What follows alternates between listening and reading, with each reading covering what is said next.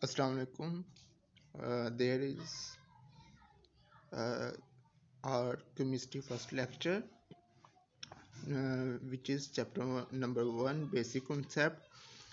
जैसे मैं आपको कहा था कि बेसिक कॉन्सेप्ट का जो लॉन्ग क्वेश्चन है वो उसका जो पार्ट होगा वो चैप्टर नंबर 4 के साथ बनेगा।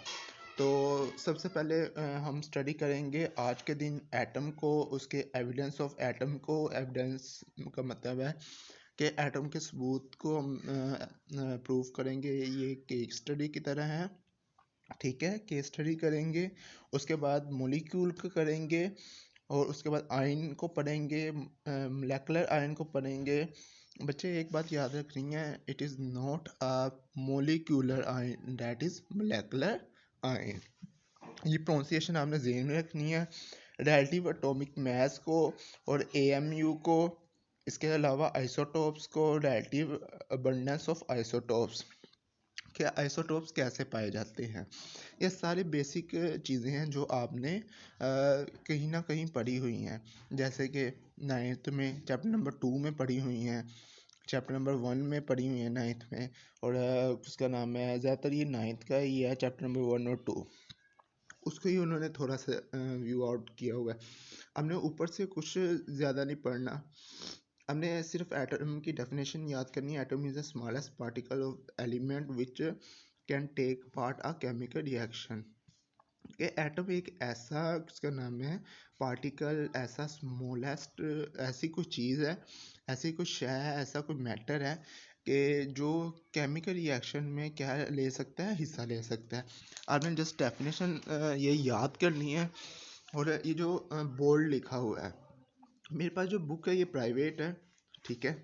तो आपने, आपकी जो गवर्नमेंट का पेज है वो पेज नंबर 1 है। तो जो पंजाब टेक्स्ट बुक बोर्ड की तरफ से दी गई है, जो बच्चे वहाँ से कर रहे हैं तो वहाँ से वो करें। सबसे पहले एटम का ही है, वहाँ पे ब्लू लाइन्स में लिखी हुई है, ये डेफिनेशन क्या लिखी हुई है, ब्लू लाइन में लिखी हुई है। तो आपने ज़्यादातर उसका नाम है, इसकी हिस्ट्री में नहीं जाना, बस जस्ट रीड आउट करना है कि एटम ग्रीक ज़ुबान का लफ्ज़ है जो कहाँ से निकला है, एटमॉस से निकला है। एटमॉस का मीन है इंडिविजुअल, यानी कि इसको काटा नहीं जा सकता, एटम को काटा नहीं जा सकता। फ़र्ज़ करें कि हमारे पास एक एटम है, like that this is atom. उसके अंदर एक न्यूक्लियस है, न्यूक्लियस के ऊपर क्या होता है, न्यूट्रल होता है, ठीक है। न्यूट्रल होता है, साथ में एटम टोटल न्यूट्रल होता है। यहाँ पे इलेक्ट्रॉन्स होते हैं, ठीक है। लाइक सपोज दैट ये हाइड्रोजन है। तो अब क्या होगा, वो कहता है एटम एक ऐसी चीज़ है, इसको कट डाउन नहीं किया जा सकता है। ये किससे निकला है, एड मोज, एड मोज किससे निकला है, एड मोज। तो इंग्लिश में क्या कहा जाता है इसको, एटम। इंग्लिश में क्या कहा जाता है इसको, एटम। सॉरी, यहाँ पे एटमोस आना है, मैंने टी की जगह डी डाल दिया।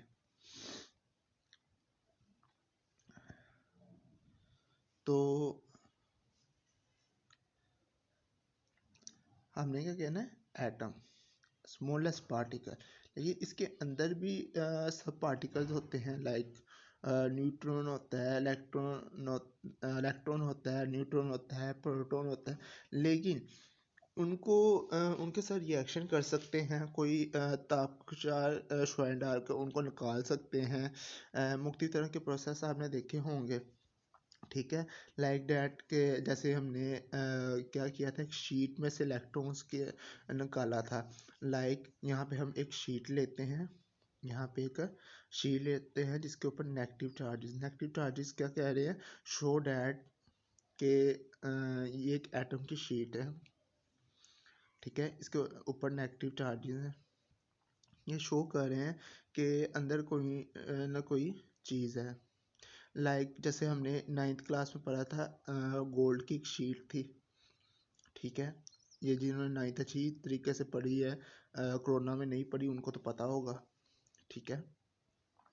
तो क्या होता था, मैं ग्रीन कर लेता हूँ, एक कोई और न्यूट्रॉन आता था, वो इसके साथ इलेक्ट्रॉन आता था, इसके साथ टकराता था, नेगेटिव नेगेटिव चार्ज रिपेल करता था और इसको बाहर फेंक देता था, ठीक है, इलेक्ट्रॉन को बाहर फेंक देता था, तो ये वाला चार्ज निकाल देता था, यानी कि नेगेटिव नेगेटिव को रिपेल। अब फर्ज करें यहाँ पे ही, फर्ज करें यहाँ पर ही पॉजिटिव चार्ज हो, पॉजिटिव चार्ज हो, तो क्या होगा, सोचने की बात है ना। अगर पॉजिटिव चार्ज हो, यहाँ से नेगेटिव चार्ज आएगा, जिसके ऊपर नेगेटिव चार्ज हो, वो वहीं पे नेगेटिव और पॉजिटिव मिलकर क्या करेंगे, एक बॉन्ड बना लेंगे, यानी कि न्यूट्रल हो जाएंगे। अगर नेगेटिव चार्ज आएगा, ये मैथमेटिकली भी आपने पढ़ा हुआ है, नेगेटिव नेगेटिव को रिपेल करता है, पॉजिटिव पॉजिटिव को रिपेल करता है, ठीक है, ये मैथमेटिकली भी आपने पढ़ा हुआ है, ठीक है। तो नेक्स्ट हम चलते हैं, ये आपने हिस्ट्रीज पढ़ लेनी है, इसमें शायद कि वो शॉर्ट क्वेश्चन दे दें। मैं आपको उसका नाम है नीचे डिस्क्रिप्शन में व्हाट्सएप ग्रुप दे दूंगा, जिसमें आप क्वेश्चन कर सकते हैं किसी भी लेक्चर के मुतालिक, तो उसकी मैं आपको वजाहत वॉइस मैसेज कर सकते हैं, कॉल बच्चे आपने नहीं करनी है। इसके अलावा ड्राइव के अंदर आपका जो आपका सिलेबस होगा, जो आपको लेक्चर 1 में पढ़ाया गया है, वो सिलेबस होगा, वो हाईलाइट करके दिया जाएगा। मोर ओवर मैं ये कोशिश करूँगा कि मैं पेपर टाइप करके बना के दूँ, यानी कि जितने एमसीक्यूज़ निचोड़े जा सकते हैं एमसीक्यूज़ निचोड़ के दूँ। इसके अलावा शॉर्ट क्वेश्चन जितने बनते हैं शॉर्ट क्वेश्चन बना के दूँ। इसके बाद हम सारा लॉन्ग क्वेश्चन का रिव्यू करने के बाद ना, पहले हम लॉन्ग क्वेश्चन की तरह पढ़ेंगे यानी कि पहले हम छोटी छोटी चीज़ों को करेंगे। जो हमारे 17 नंबर का पोर्शन है जमा 24 नंबर का पोर्शन है, ये हमारे लिए मोस्ट इम्पोर्टेंट है अगर आपने टॉप पोजीशन ले ली है। नहीं तो आपके लिए 42 नंबर बहुत है। आप शॉर्ट क्वेश्चन करें, आपको स्कॉलर या टिप्स की बुक उठाएं, शॉर्ट क्वेश्चन करें, तो आपके 42 में से कोई पासिंग मार्क्स आ जाएंगे, उसका कोई इशू नहीं है। लेकिन जब आपने अच्छे मार्क्स लेने हैं, इट मीन्स डैट आपको एक्स्ट्रा मेहनत की ज़रूरत पड़ेगी। तो उसके लिए ये है कि आप, जैसे मैं सारा पोर्शन इधर कॉपी करके देखता हूँ, थोड़ी सी देर लगेगी।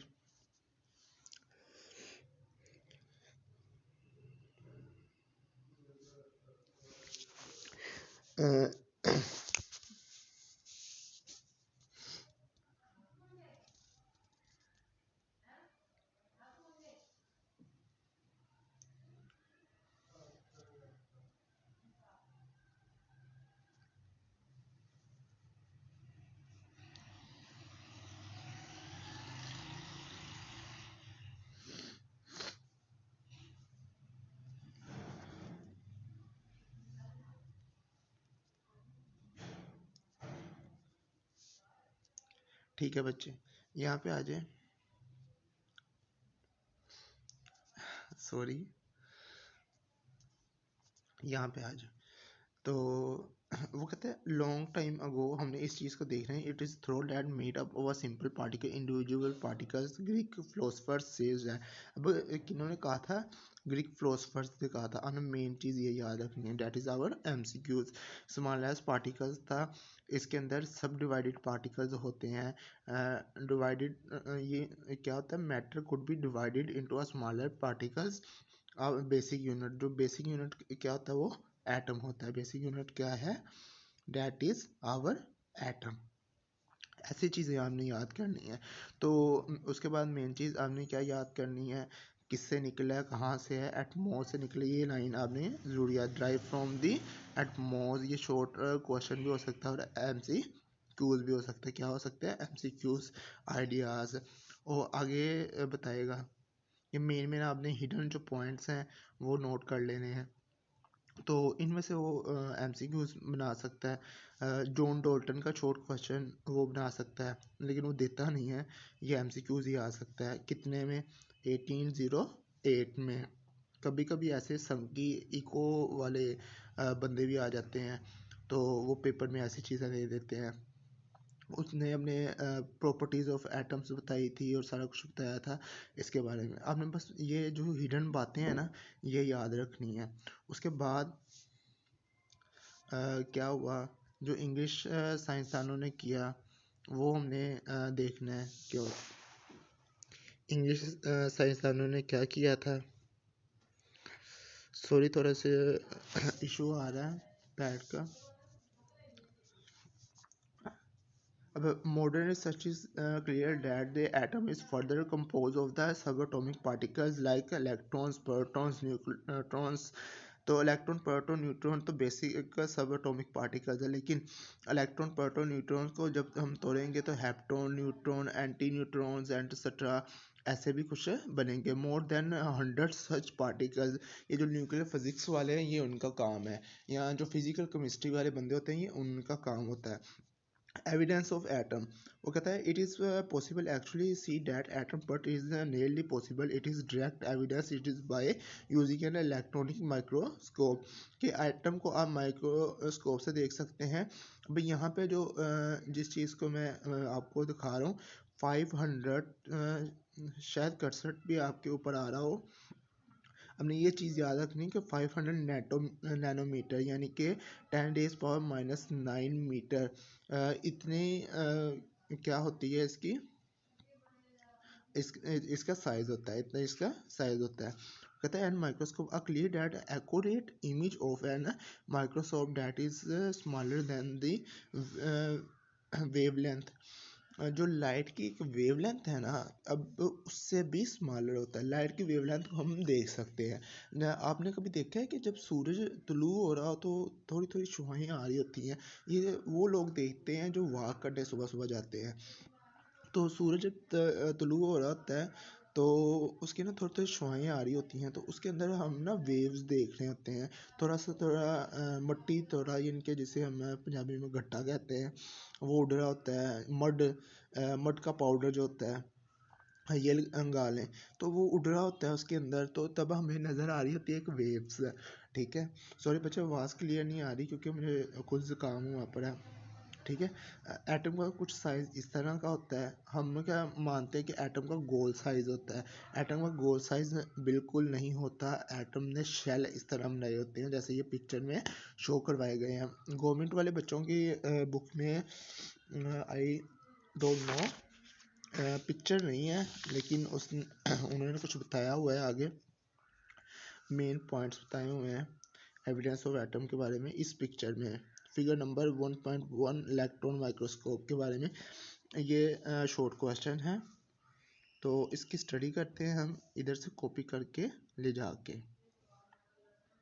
ठीक है, इसको हम बुक के अंदर लेकर जाते हैं जी। तो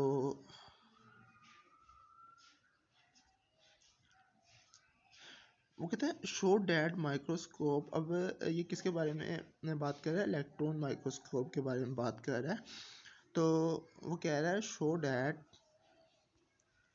show that microscope photograph piece. वो जो मैंने आपको तस्वीर दिखाई है उसके अंदर की बात कर रहा है। वो कहता है electron microscope photograph of a piece a graph which a bean is magnified about to 15 millions times, यानी कि 15 मिलियन टाइम्स उसको ब्रेक किया जाता है। The bright light brand ignore the layer of carbon atom.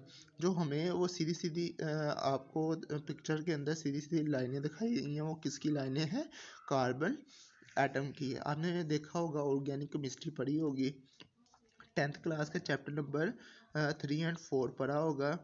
उसके अंदर कार्बन कैसा होता था, कार्बन को हमने ऐसे पढ़ा था, उसके बॉन्ड्स 4 बनाए थे, 4 बॉन्ड्स बनाए थे उसके। लेकिन कार्बन असल में कैसे होता है,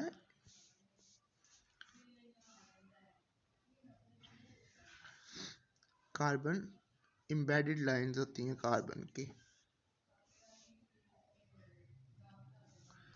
कार्बन की एम्बेडेड लाइंस होती हैं।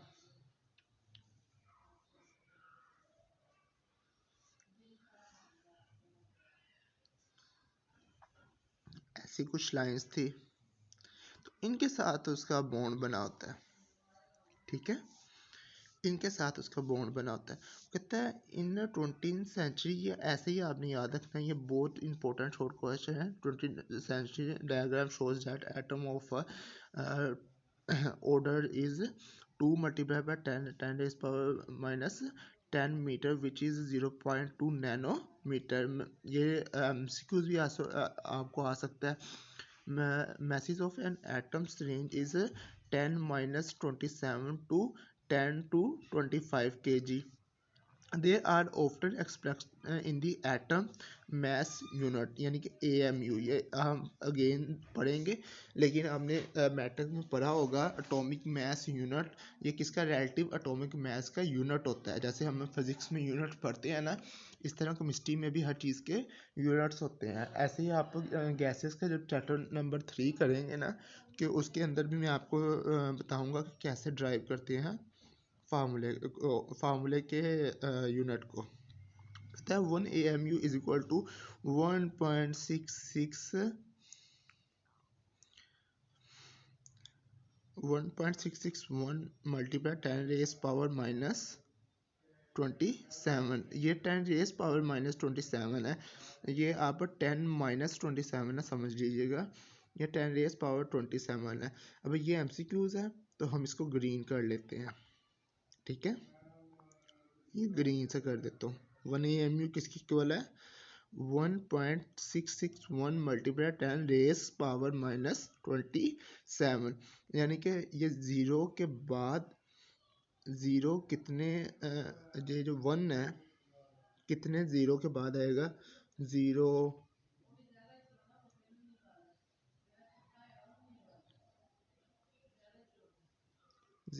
पॉइंट, इसके तो सामने ज़ीरो भी ख़त्म है, वो इस तरह आएगा 0.00 सो ऑन कहाँ तक? 27 तक, ठीक है। फिर 1 आएगा, फिर 1661 ऐसे आएगा, किसमें? ग्राम में, ठीक है। किलो में लगा लो तो 10 रेज, किलो की पावर होती है 10 रेज पावर माइनस +3, ठीक है। लेकिन उसने केजी में पूछा हुआ है, तो आपको घुमा कर भी पूछ सकता है, इसलिए आपने अपनी कैलकुलेशंस को क्या करना है? बेस्ट करना है। कैलकुलेशन अगर आपकी बेस्ट होगी, तभी आप ऐसे क्वेश्चंस को जो वो आपको 30% उसने कंसेप्चुअल पूछना है आपसे, आप उसको क्लियर कर पाएंगे, ठीक है बच्चे। तो जहाँ से आपको समझ नहीं लगे, हम लाइव सेशन भी करेंगे आपके पेपर के दौरान भी, आउट ऑफ पेपर्स भी उससे पहले भी करेंगे, ताकि आपको हर चीज़ क्लियर हो सके। तो बाकी सब्जेक्ट्स का भी हम इंतज़ाम करेंगे। वो कहते हैं द स्टूडेंट, ये आप लाइंस काट दें, ये लाइंस लिखने, जितना मैंने आपको मार्क करवाया है ना, इतना बहुत है। ये एक्सरे का सारा पूछा हो, वो कैसे क्वेश्चन पूछ सकता है? वो पूछ सकता है कि कार्बन को एक्सरे के जरिए देखा जाए तो कैसे हो सकता है? What you know about the carbon when it see through X ray, या इलेक्ट्रॉन माइक्रोस्कोप, या इलेक्ट्रॉन माइक्रोस्कोप के बारे में पूछ सकता है, ठीक है। आपका 18 मिनट्स हो गए हैं, अब हम आगे चलते हैं। हमारा दूसरा टॉपिक हो गया विच इज़, इसका नाम है एविडेंस ऑफ एटम। इसके बाद हमने अगले टॉपिक पे जाना है। वो टॉपिक है हमारा मॉलिक्यूल। मॉलिक्यूल क्या होता है? अब मॉलिक्यूल, वो कहता है a molecule is a smallest particle of pure substance. अब एटम क्या था? एटम भी स्मॉलेस्ट पार्टिकल था, लेकिन किसका? एलिमेंट का। एलिमेंट आपने पढ़ा हुआ है 9th क्लास में, ठीक है, मैं ज़्यादा डिटेल में नहीं जाऊँगा। तो वो उसका पार्ट था। अब देखें यहाँ पे उसने हाईलाइट किया होगा, वो कहता है एटम को भी हाईलाइट किया हुआ है। एटम किसका था? एक एलिमेंट का। अब एक एलिमेंट कैसे हो सकता है? एलिमेंट H भी हो सकता है, हाइड्रोजन भी हो सकता है, हीलियम भी हो सकता है, इसके अलावा कार्बन भी हो सकता है, कोई भी एलिमेंट हो सकता है। और मॉलिक्यूल क्या होगा, CH4 होगा, मीथेन होगा, और इसके अलावा मोर देन H2O भी हो सकता है। वो क्या होते हैं, मॉलिक्यूल जो आपस में बॉन्डेड होते हैं, जो आपस में मिले होते हैं, ठीक है। तो वो भी हो सकते हैं। तो अगर इसमें एटम और मॉलिक्यूल में डिफरेंस आ जाए तो आप क्या लिखेंगे, atom is the smallest particle of an element which can take part in a chemical reaction. और मॉलिक्यूल के बारे में आप लिखेंगे कि मॉलिक्यूल क्या है, Molecule is the smallest particle of pure substance which exist independently। अभी जो एलिमेंट होता है ना, वो कहीं ना कहीं रिएक्शन कर जाता है, लाइक H पॉजिटिव है, कहीं ना कहीं रिएक्शन कर जाएगा, लेकिन मॉलिक्यूल रिएक्शन नहीं करेगा, ठीक है। अब यहाँ पे देख लो मॉलिक्यूल्स कौन से हैं। हीलियम तो स्टेबल होता है क्योंकि वो नोबल गैसेज है, उसके इलेक्ट्रॉन स्टेबल है, Cl2 है, O3 है, P4 है, ये कुछ स्टेबल होते हैं। अगर HCl है, अगर H पोस्ट अगर इनको तोड़ दिया जाए तो ये क्या बन जाएंगे, एटम बन जाएंगे, H बन जाएगा, यानी कि हाइड्रोजन बन जाएगा। अब हाइड्रोजन के पास एक इलेक्ट्रॉन होता है, उसे किसी ना किसी के साथ इलेक्ट्रॉन की शेयरिंग या बॉन्डिंग करनी है। वो किसके साथ करेगा, Cl के साथ करेगा, आप देख सकते हैं। अब N के साथ 3 इलेक्ट्रॉन्स होते हैं, तो 3 हाइड्रोजन को जोड़ लेता है। SO4 के साथ S के साथ आपको पता है SO4 का जो फार्मूला बनता है, तो SO4 और 2 नेगेटिव बनता है, तो 2 हाइड्रोजन को जोड़ लेता है। C6H12O6 आपने बायोकेमिस्ट्री में 10th क्लास की बायोकेमिस्ट्री में पढ़ा होगा, ये हर साइंस वाले बच्चे ने पढ़ा हुआ है। तो इसके आप फार्मूले पढ़े होंगे, केटोनिक ग्रुप का भी पढ़ा होगा और एल्डिहाइड ग्रुप का भी पढ़ा होगा। टाइम इज़ टू शॉर्ट, इसलिए मैं आप डिटेल में नहीं जा रहा, ठीक है। मॉलिक्यूल के बारे में, उसके बाद आयन। आयन क्या होता है, जब किसी से भी एक इलेक्ट्रॉन खींच लिया जाए या उसको इलेक्ट्रॉन दे दिया जाए तो आयन आ जाता है। कहता है आयन आर दोज स्पीशीज, ऐसी चीज़ें होती हैं विच कैरीज इधर पॉजिटिव चार्ज और नेगेटिव चार्ज। पॉजिटिव कब आता है और नेगेटिव कब आता है ये आपको पता है। और नेगेटिव तब आता है जैसे Cl नेगेटिव है, इनके पास इलेक्ट्रॉन्स की कमी होती है, या ये किसी को इलेक्ट्रॉन्स दे दें तो इनके ऊपर नेगेटिव चार्ज आ जाता है। पॉजिटिव चार्ज तब होता है जब नेगेटिव चार्ज तब होता है जब इलेक्ट्रॉन बहुत इजाफत में आ जाए। जैसे Cl नेगेटिव है, उसके पास 17 इलेक्ट्रॉन्स होते हैं, उसने टोटल 18 इलेक्ट्रॉन्स करने होते हैं, तो HCl बना लेता है, ठीक है। H पॉजिटिव है, इसके पास इलेक्ट्रॉन की कमी है, उसके आखिरी शेल में 2 इलेक्ट्रॉन्स होने चाहिए। ये आपको समझ नहीं आएगी ऐसे, मैं आपको डायग्राम समझा देता हूँ कैसे होगा। लाइक टेक एग्जांपल, हमारे पास H है, तो H को मैंने ऊपर दिखाया था, H इस तरह होगा, इसके अंदर न्यूट्रॉन होगा और एक ही इलेक्ट्रॉन होगा, और एक इलेक्ट्रॉन में अगर कमी आ जाए तो इसके ऊपर क्या चार्ज आ जाएगा, पॉजिटिव चार्ज आ जाएगा। इसका इलेक्ट्रॉन H2 गैस थी, H2 गैस थी, हमने क्या किया, उसमें से एक इलेक्ट्रॉन को निकाल दिया, एक इलेक्ट्रॉन को निकाल दिया, तो इसमें कमी आ गई। कमी आने के बाद इसके ऊपर एक ही चार्ज रह गया, ठीक है, एक ही चार्ज रह गया।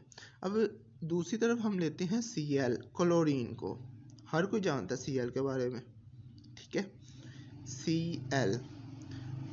अब इसमें क्या होता है, इसका जो आखिरी शेल, बाकी शेल नहीं बनाऊंगा, जगह भी शॉर्ट है, टाइम भी शॉर्ट है।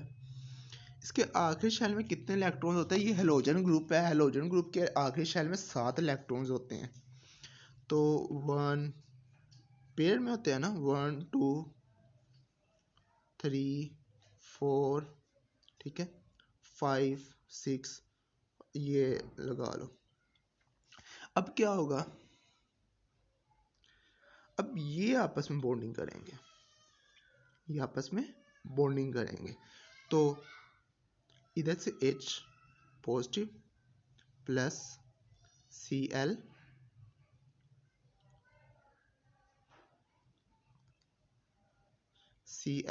नेगेटिव, तो क्या बन गया,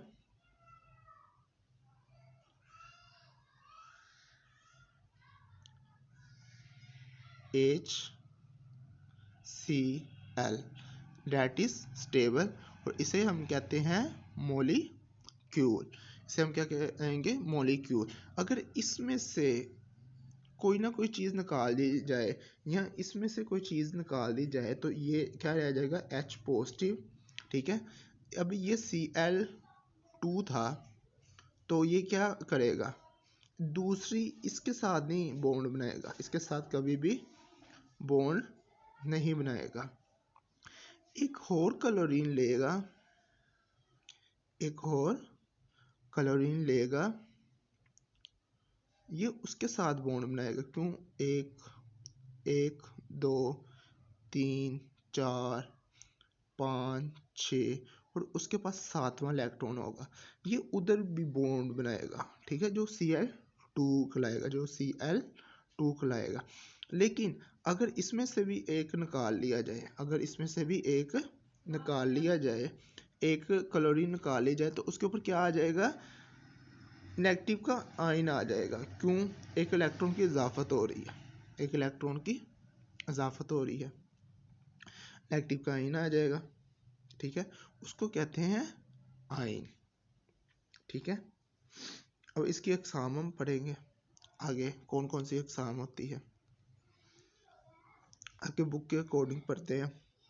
वो कहता है A sufficient amount of the energy is to be provided to a neutral atom।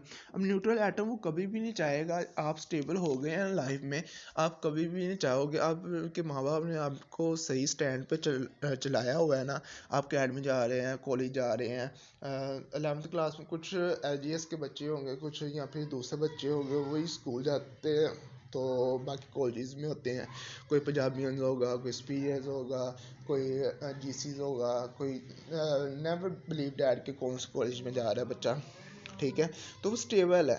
उसके बाद अगर कोई बच्चा एक्स्ट्रा कोचिंग सेंटर ले रहा है, ठीक है, वो स्टेबल है। अगर बच्चे से कोचिंग सेंटर नहीं ले रहा, वो हमारे लेक्चर्स के थ्रू पढ़ रहा है तो बहुत अच्छा है, हमने पैसे ज़ाया नहीं कर रहा।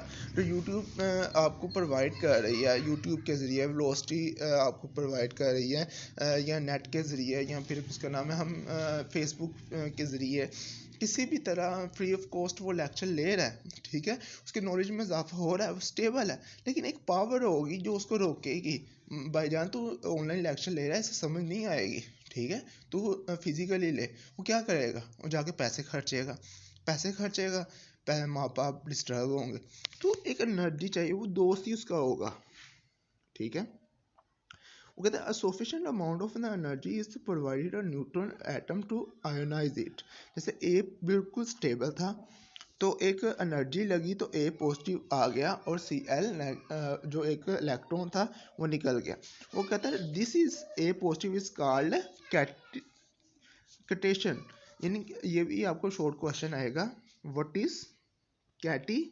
एक कैटिनेशन भी होता है, एक कैटेशन भी होता है। ठीक है, असल में लफ्ज़ है कैटिनेशन।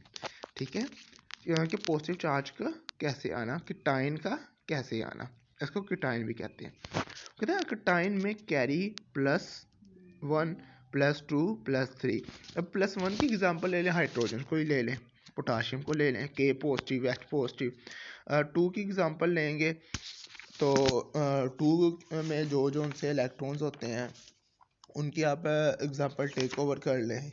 ठीक है, जो दूसरे ग्रुप में होते हैं। एलुमिनियम का मैं ज़्यादा से ज़्यादा एग्जांपल दे सकता हूँ। एलुमिनियम की 3 में एलुमिनियम के साथ 3 होते हैं, नाइट्रोजन फैमिली है ना एलुमिनियम की, तो नाइट्रोजन के ऊपर भी 3 आ जाते हैं। ठीक है, तो उसके बाद वो कहता है number of the charges present on the ions depend upon the number of the electrons lost by them, कि उसने कितने इलेक्ट्रॉन को लॉस्ट किया है। जब इलेक्ट्रॉन लॉस्ट होगा यानी कि एक इलेक्ट्रॉन की 1 इलेक्ट्रॉन 2 इलेक्ट्रॉन 3 इलेक्ट्रॉन की कमी होगी तो क्या आएगा? पॉजिटिव आ जाएगा। एनी हाउ कुछ भी energy is always required to do so, इस काम के लिए एनर्जी रिक्वायर्ड होगी। उसके बाद नेगेटिव प्रोसेस के बारे में बताता हूँ, मैं जूम आउट कर देता हूँ। नेगेटिव प्रोडक्ट कैसे बनता है, जिसको हम एनाइन कहते हैं, जिसको क्या कहते हैं? एनाइन। ठीक है, अब इसमें डिफरेंस आ सकता है, what is ion, differentiation between cation and A9, ठीक है। What is cation, give example, what is A9, give example. आपने एग्जांपल लाजमी देनी है, ठीक है। पेपर में आपसे इसका नाम है रिसीव करूँगा ऑनलाइन, आपकी पिक्चर रिसीव करूँगा, ठीक है। उसको ऑनलाइन चेक करके आपको व्हाट्सएप पे ही आ जाएंगे पेपर, ठीक है। आपने पिक्चर उतार कर भेज देनी है, ऑनलाइन ही पेपर चेकिंग होगी, ठीक है। टेस्ट जो होगा चैप्टर का वो ऑनलाइन ही होगा, तो आप के मार्क उस टाइम मिल जाएंगे। ऊपर मैं हर रीज़न लिख दूंगा कि किस रीज़न की वजह से आपका मार्क डिडक्ट हुआ है, लेकिन आपने पेपर लाजमी देने हैं बच्चे, पेपर इज़ मोर इम्पोर्टेंट, ठीक है। पेपर बहुत इंपॉर्टेंट है। आपने पिक्चर बना के कैम स्कैनर के ज़रिए या फिर कोई PDF एडिटर के ज़रिए PDF करके पेपर को लाजमी भेजना है, उसको चेकिंग करेंगे, चेकिंग करने के बाद आपकी पोजीशन बनाएंगे, ठीक है। बिल्कुल स्टेबल होकर जाना है, बिल्कुल घबराना नहीं है आपने, ठीक है। अब क्या होगा इसमें, F नेगेटिव है, फ्लोरीन, क्लोरीन, ब्रोमीन की फैमिलीज दी हुई हैं, नेगेटिव सारे दी। अब मोलेकुलर आयन के ऊपर आ जाइए, मोलिकुलर आयन ही मोलेकुलर आयन है। कहता है व्हेन एन, ठीक है, कहता है व्हेन एन एटम लूजेस और गेन्स एन इलेक्ट्रॉन। अब हमने आयन का पढ़ा, ठीक है।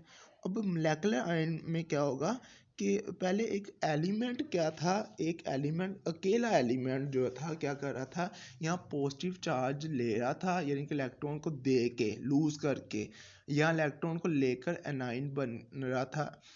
तो उसके ऊपर क्या आ रहा था, एक चार्ज आ रहा था जिसको हम आयन का कहते थे। अब फर्ज करें कि एक पूरे मॉलिक्यूल में से एक चार्ज निकल जाए, जैसे मैं Cl2 में से कह रहा था। अब Cl2 में से चार्ज निकल जाए या CH4 में से एक चार्ज निकल जाए किसी भी वजह से, जैसे कोई इलेक्ट्रॉन टकरा गया है, इलेक्ट्रॉन इलेक्ट्रॉन से टकरा जाए, वो दोनों को ही लेकर निकल जाए, जैसे हम गोल्डन शीट की बात कर रहे थे, तो ऐसे हो जाए, तो उसमें एक्सरे के ज़रिए उसने लिखा हुआ है, ठीक है। तो उसमें क्या बनेगा, मोलेकुलर आयन बनेगा। शॉर्ट क्वेश्चन है, बहुत इंपॉर्टेंट है बच्चे, ये करना है लाजमी। वो कहता है व्हेन एन एटम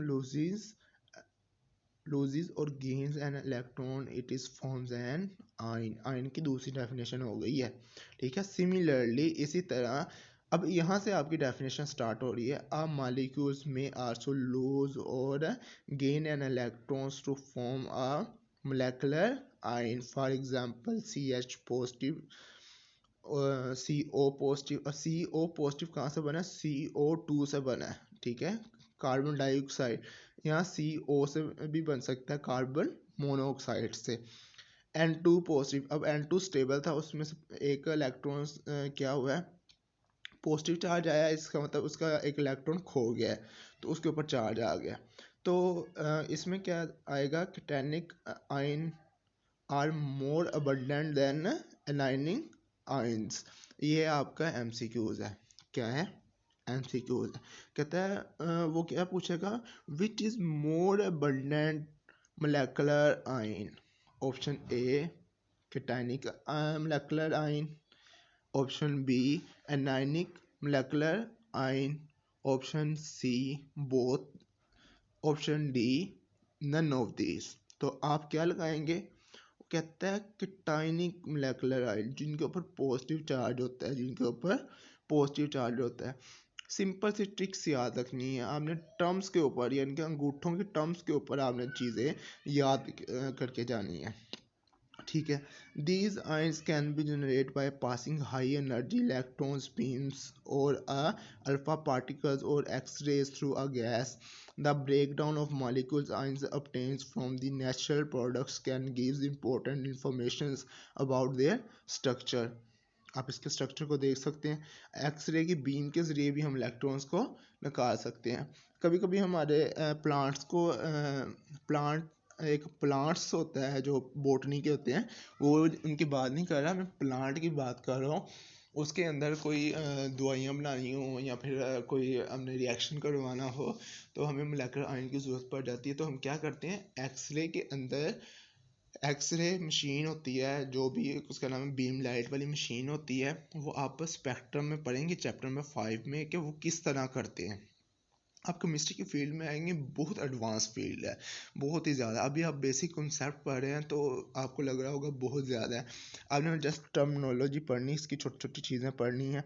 हमारा 2-3 टॉपिक हो रह गए हैं बस, ठीक है, 35 मिनट्स हो गए हैं, तो इंशाल्लाह 50 मिनट्स के अंदर अंदर कवरेज कर देनी है।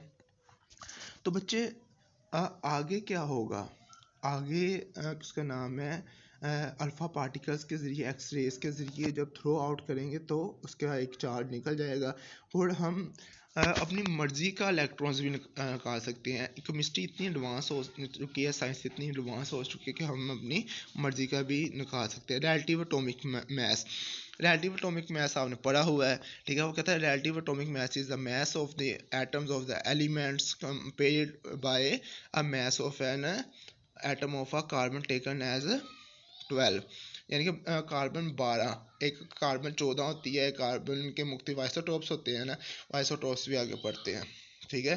कार्बन 12 की रेशो के लिहाज से बाकी एलिमेंट की कंपेयरिंग को क्या कहते हैं, relative atomic mass. The unit, अब AMU की बात करेंगे हम, कहते हैं the unit is use to express, एक इकाई जो इसको बयान करती है, द रिलेटिव एटॉमिक मास को, ये रिलेटिव एटॉमिक मास को is called atomic mass unit AMU, and it is one of the 12th of the mass of the one carbon atoms on a carbon's 12 scale. एक स्केल है relative atomic मास का जिसमें carbon 12 तक होता है, उसकी ratio का स्केल्स है, वो आपको एडवांसमेंट में पता चलेगा। फिलहाल के लिए आपने इतना कर लेना है, क्यों कि कुछ लोअर और मिडिल बच्चे भी हैं, उनको ज़्यादा हमने नहीं डालना, ठीक है। नीचे वो आपको टेबल भी बताएगा एलिमेंट का और स्केल भी बताएगा थोड़े से एलिमेंट का, इसमें से शॉर्ट क्वेश्चन MCQs या एग्जांपल आप कर सकते हैं, ठीक है। AMU आ जाए तो आपने लिख देना है कि वन AMU किसके इक्वल होता है, ठीक है, ये लाजमी लिखना है। रिलेटिव एटॉमिक मास का आ जाए तो आपने लिखना है इसका यूनिट क्या होता है, AMU होता है। रिलेटिव एटॉमिक मास की ऐसे ही डेफिनेशन एज इट इज़ लिखनी है, ठीक है। तो बाकी आपने पढ़ लेना है। तो टेबल पे आ जाए, हाइड्रोजन का कितना मास होता है, 1 होता है, तो 1 AMU किसके इक्वल होता है, 1.008। तो ऑक्सीजन का कितना होता है, 15.99 होता है, तो आपने उसका कर लेना है, तो उसको मल्टीप्लाई कर देना है 15.99, यानी तकरीबन अप्रोक्सीमेटली 16 क्या आ जाता है, लेकिन ये 15.99 होता है, यानी कि 15.99 होता है। तो इसको मल्टीप्लाई कर लेना है 1.008 से, ठीक है। अब आगे आइसोटोप्स के ऊपर आते हैं। डोल्टन एटॉमिक थ्योरी के मुताबिक वो कहता है atom of the same elements can process different masses but same atomic number, such atom of elements are called isotopes. अब एटम एलिमेंट तो देखे गए, लेकिन कुछ एलिमेंट्स ऐसे थे जिनके जो किसका नाम है नंबर ऑफ इलेक्ट्रॉन्स सेम थे, ठीक है, लेकिन कुछ ना कुछ गड़बड़ थी नंबर ऑफ उसका नाम है न्यूट्रॉन्स या फिर प्रोटॉन्स में, तो उसकी वजह से उनका मैस डिफर हो गया, यानी कि मैस जो मापने का मैस है वो डिफर हो गया, तो उसकी वजह से उनको आइसोटोप्स बना दिया गया। प्रोडक्ट टेबल में इनको शो अप तो नहीं करवाया गया, लेकिन जो मोर अबंडेंट पाए जाते थे, जैसे कार्बन 12 मोर अबंडेंट था, कार्बन 14 मोर अबंडेंट था, जिसकी ज़्यादा अब कार्बन 1 हाइड्रोजन 1 था, हाइड्रोजन 2 था, हाइड्रोजन 3 था, लेकिन हाइड्रोजन 1 ज़्यादा पाया जाता, तो हाइड्रोजन 1 को ही प्रायोरिटी दी गई कि प्रोडक्ट टेबल के ऊपर आए, ठीक है। टाइम इज टू शॉर्ट, हम डेफिनेशन करेंगे, वैसे भी आपने आइसोटोप्स को पढ़ा हुआ है, ठीक है। यहाँ पे एनिमेशन दी हुई है थोड़ी सी, ये प्राइवेट वाले बच्चे तो कर लेंगे, गवर्नमेंट वाले बच्चों ने नहीं की हुई है। एनिमेशन देख लें बच्चे, basic concept of source and credit pre search की दी हुई है, ठीक है, प्री शार्क्स की दी हुई है कि वो किस तरह बनाए जाते हैं बच्चे, इस तरह के रिएक्शंस होते हैं थोड़े से, और थोड़ी सी उन्होंने फनी पिक दी हुई है।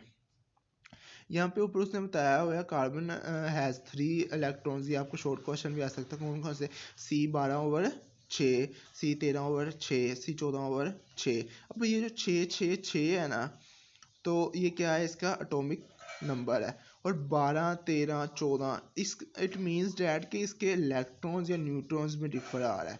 अब यहाँ पे हाइड्रोजन का दिया हुआ है, हाइड्रोजन 1/1, हाइड्रोजन 2/1, हाइड्रोजन 3/1। इसको क्या हम कहते हैं, प्रोटियम, ड्यूट्रियम एंड ट्राटियम। प्रोटियम तो वैसे ही नाम दिया गया है, ड्यू का मतलब होता है 2 और ट्री का मतलब होता है 3। ये तो केमिस्ट्री की लैंग्वेज है। इसके अलावा मैथ प्रोप आपने ऑर्गेनिक की लैंग्वेज की होगी, ठीक है। जैसे कंप्यूटर वाले की कंप्यूटर, कुछ बच्चे इंजीनियरिंग के होंगे, वो कंप्यूटर में लैंग्वेज पढ़ के आए होंगे, जैसे जावा लैंग्वेज है। इसके अलावा मुख्य तरह की अब तो आर्टिफिशियल लैंग्वेज भी आ गई है, ठीक है, सी लैंग्वेज है। रिलेटिव अबंडेंस ऑफ आइसोटॉप्स जो हमारा लास्ट टॉपिक है, और 5 मिनट हमारे पास रह गए हैं। तो वो कहते हैं the isotopes of elements haves their own natural abundance. हर कोई अपनी अपनी नेचुरल अबंडेंस कुदरती तौर पर पाया जाता है। अबंडेंस कहते हैं उसकी इजाफत को, कितना पाया जाता है। The properties of a particular element which are mentioned in the literature mostly corresponding to the most abundant isotopes of the that element। यानी कि उसका नाम है, वो कहता है कि correspond करता है कि जो इलेक्ट्रॉन एलिमेंट सबसे ज़्यादा पाया जाता है उसको ज़्यादा इस्तेमाल किया जाता है, या कार्बन में से जो सबसे ज़्यादा पाया जाता है हम उसको इस्तेमाल करते हैं। कार्बन हमेशा कोयले में ढूंढा जाता है। इसके अलावा मोर ओवर कोयले को हम रिएक्शन में भी इस्तेमाल कर सकते हैं। कार्बन और भी बहुत सोर्सेज से मिलता है, लाइक ऑयल से मिल जाता है, हमें मुख्तलिफ तरीक़ों से मिल जाता है कार्बन। लेकिन कौन सा आइसोटोप ज़्यादा मिलता है, हमने उसको देखना है, ठीक है। अब उसने नीचे टेबल भी दिया हुआ है। हाइड्रोजन है, H1 और H2 आइसोटोप्स है। अबंडेंस कितनी है उसकी? जो H1 है, मैंने कहा था ना H1 को क्यों लिखा जाता है कि इसकी अबंडेंस भी ज़्यादा है, प्रायोरिटी ज़्यादा दी जाती है, पाया ज़्यादा जाता है, रिएक्शन ज़्यादा होता है, और उनके मैस AMU में लिखे हुए हैं। कार्बन के लिखे हुए हैं, कार्बन 12 और 13 के लिखे हुए हैं, 2-2 के लिखे हुए हैं, ठीक है। किसी में 3-3 के भी लिखे हुए हैं। लेकिन जिनकी अबंडेंस ज़्यादा पाई जाती है ना, आउट ऑफ 100 में से, आउट ऑफ 100 में से, हम देखें इनका मार्कअप जमा करेंगे ना, ये जो 3 पाए जाते हैं इनका मार्कअप जमा करेंगे तकरीबन आपको ना 100 मिलेगा। ब्रोमीन का मार्कअप जमा करें 15 पॉइंट, सबसे आसान था इसलिए मैंने इसको पकड़ा है। 15.54 है और 49.49 है। इसको जमा करेंगे तकरीबन 100 के अबाउट चला जाएगा। तो क्या था, we now about present above 280 different isotopes occur in nature. यानी कि 280 कहाँ पाए जाते हैं, कुदरत में पाए जाते हैं। 40 radioactive isotopes as well, जिसके अंदर 40 क्या है, रेडियो एक्टिव है, जो एक्टिव बम वगैरह में इस्तेमाल हो सकते हैं, या रेडियो एक्टिव हैं जो न्यूक्लियर पावर प्लांट्स में इस्तेमाल होते हैं। वो कहता है besides these 300 unstable radioisotopes has been produced through a artificial, यानी कि जो आर्टिफिशियल लैब के ज़रिए तैयार करने वालों की तादाद कितनी है, 300 है। ये थोड़ी थोड़ी अमाउंट्स आपने याद कर लेनी है, ठीक है।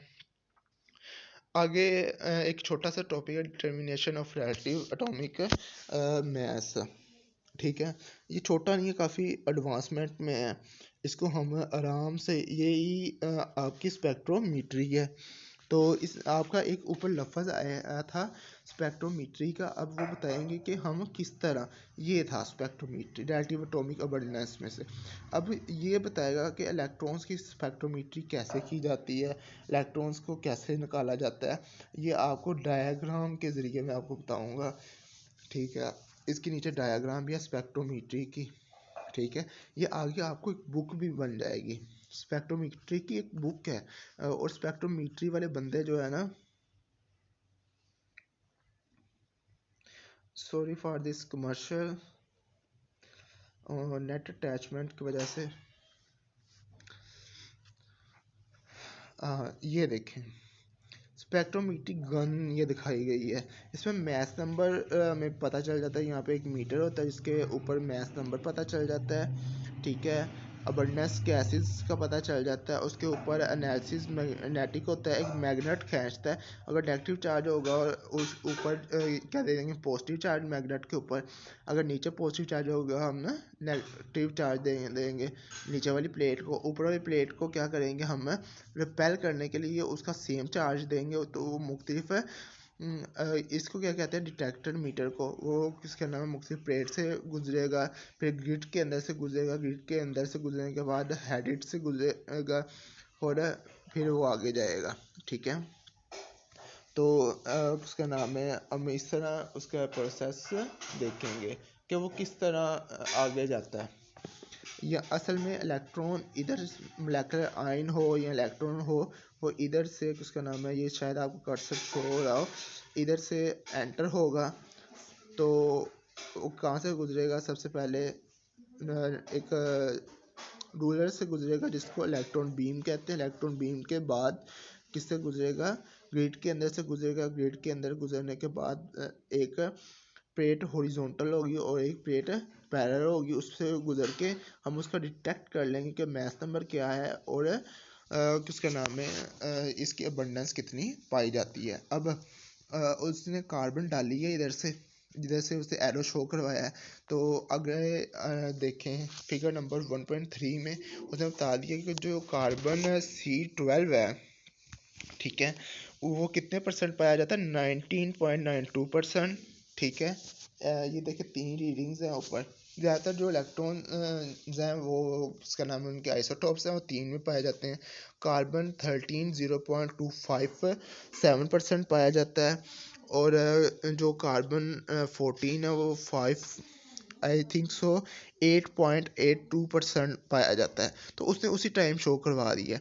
ये किस तरह काम पे होगा, प्रोसेस किस तरह होगा, ये हम कल करेंगे। एवरेज एटॉमिक मास कल करेंगे, ठीक है। उसके बाद एम्पिरिकल एंड फार्मूला मैथ्स करेंगे और एग्जांपल्स 2 करेंगे। ठीक है, आज के लिए इतना बहुत है।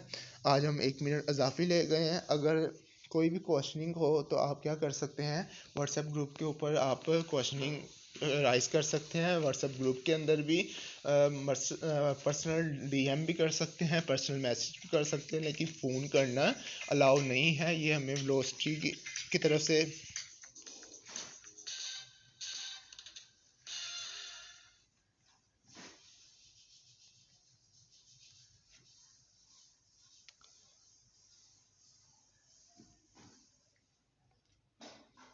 ये हमें वेलोसिटी एजुकेशन की तरफ से नोट अलाउड है कि हम उसका नाम है पर्सनल नंबर भी नहीं शेयर कर सकते और ना ही बात कर सकते हैं। सिर्फ आप वॉइस मैसेज कर सकते हैं या फिर मैसेज टाइप करके कर सकते हैं।